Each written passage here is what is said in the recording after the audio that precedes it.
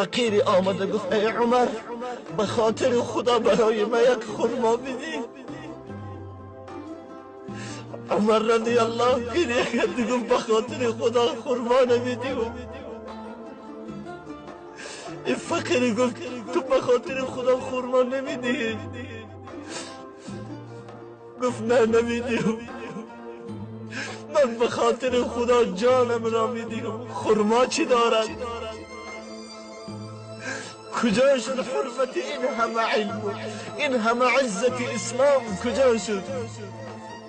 من نخواه به خاطر خدا وقتی یک فقیر دری خانه ما میبیاد و دری ما رو میکوبد یک جوگی بچه حق، یا دری آشخانه ما میبیاد، دری یک رستوران ما میبیاد، ما رئیس یا رستوران هستیم، دری ما رو میکوبد یا از آینه نظر میکند، ما نخواه او رو نگیریم در آموش نگیریم.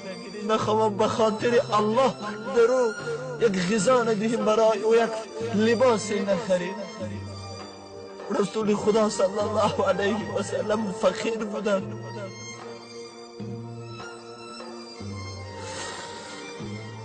ابو بکر صدیق رضی الله عنه وقتی که میگفتن ای ابو بکر به خاطر خدا برای ما یک چیز بدی، کاش میگفت ابو بکر مالی فراوانی از این داشت که به خاطر الله همش را میداد. ولی ببینید که امروز اگر به مغازه ما یک نفر بیاید و بگه به خاطر الله یک درهم برای ما بده، جان ما میبراید. ما یک بار اندیشه بکنیم که خدا به ما چشم داد، نگفت که بنده من تو چشم دادم و من اینقدر مبلغ بده، ولی ما چرا برای خدا نمیدهیم؟ اگر که یک دختر بیاید یک ماشین فسان داره، یک جوان ماشین فسان دارد، ماشین پیش بازار داره، اگر داره یک طفله کبینه یا یک مسافده کبینه ماشین شمان کنه نمیسته، خدایی نکرده یک دختر عریان ببینه ماشین زمین میکنه و همه دختر میشنانه، و اگر دختر مبلغش بتیه مبلغی او رو نمیگیره.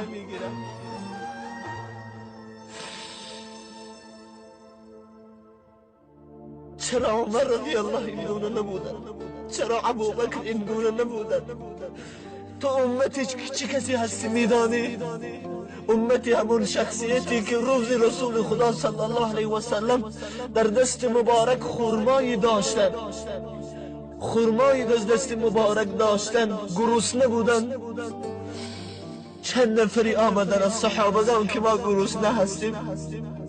رسول